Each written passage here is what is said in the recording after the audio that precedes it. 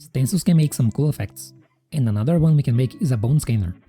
Then later, we are also going to see some tricks on how to deal with some of the limitations of stencils.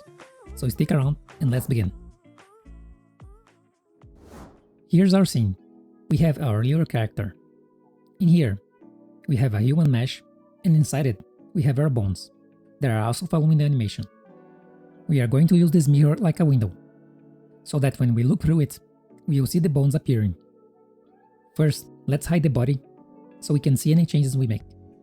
Right now, both the human and bone meshes are using the same material, so duplicate it and name it bone skin material. Then select all the bones and plug that new bone material inside the overwrite material slot. For the bones, we are going to enable custom stencil with the right reference of 1. The stencil is a simple black and white image that meshes can draw into and others can use as a mask. So right now, we can see our skeleton bones painted in the stencil buffer, but it won't show up when the mesh is behind objects like this table. So let's also enable the right depth fail option here. Now our skeleton is always drawn in the buffer, no matter where it is. And the reason we need that is because our skeleton is inside our mesh. If we didn't do it, the human mesh itself would occlude the bones. The next step of our effect is the window of true sight. This mirror has two materials, one for the frame and another one for the glass panels.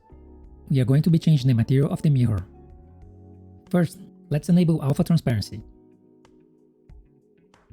Then, under Stencil, select Custom. Here, we are going to use the read flag. This masks the mesh, and we will only show it when the compare operation is true. So we are going to choose Equal to only show the red panel where the stencil is equal to 1. And there we have it, a window where we can see the bones overlay. But while doing this is simple, we lose the mesh's color. So let's look at another way of doing this.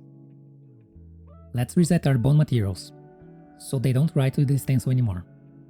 And go back to the mirror material. This time, we are going to make the mirror itself transparent, by setting its color alpha to 0. And under the custom stencil, we are going to make it write to 1.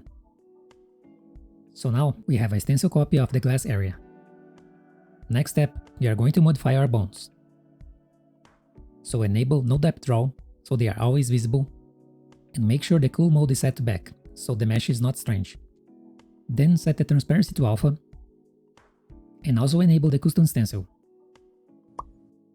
setting the flag to read and the compare to equal, so it only shows the bones where the stencil is 1.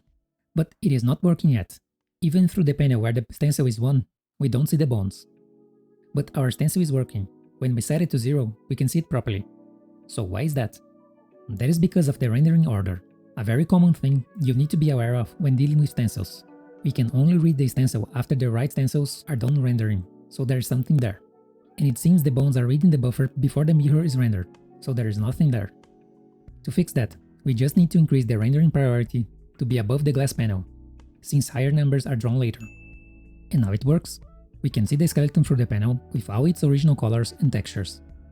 But there is still something more we can do. So for the last step, let's make the human mesh disappear too. This is going to be a bit more complicated than it looks. First, let's open our human mesh material and set the transparency to alpha, which makes everything broken. Godot now can't decide what materials goes in front. That is because transparent materials typically don't draw to the depth buffer, so Godot is using another method to decide which goes in front. To fix that, set the depth draw mode to always. And we got our character back. Then let's enable custom stencil, enable the read flag with the compare equal. But now we are going to use the reference of 0, so we only render the human mesh when we are not looking through the panel. But it is not working yet, so let's not forget to adjust the rendering priority. That is always important to remember when dealing with read stencils. And here's the effect. We can see the skeleton through the window and the human elsewhere. Everything seems fine, but if you take a closer look, something is missing. There, the character has lost its shadows, and that is one of the main issues with read stencils. Because they need to mask objects, they need to be transparent, and transparent objects typically have no shadows in Godot. But we still have one trick left. To deal with that, Godot has a depth pre-pass transparency mode, where we get transparency while still having shadows. But they don't seem to work quite right with stencils. get a black mesh instead of transparency. I'm not sure if this is a bug or a limitation, but for now, that's what we got. So, as a workaround, we can select our meshes, and under the Geometry tab, set the transparency to 0.01, the minimum value possible. And now, it suddenly works. We have our stencil effects and shadows. But this is not perfect. If we take a closer look, you'll see that all the meshes have just a little bit of transparency. And if you squint close enough, you can see the hands behind the body. But that's what we got for now. We can still get some cool effects with some workarounds. And as always, if you'd like to support me, you can get the project files by supporting me on Patreon.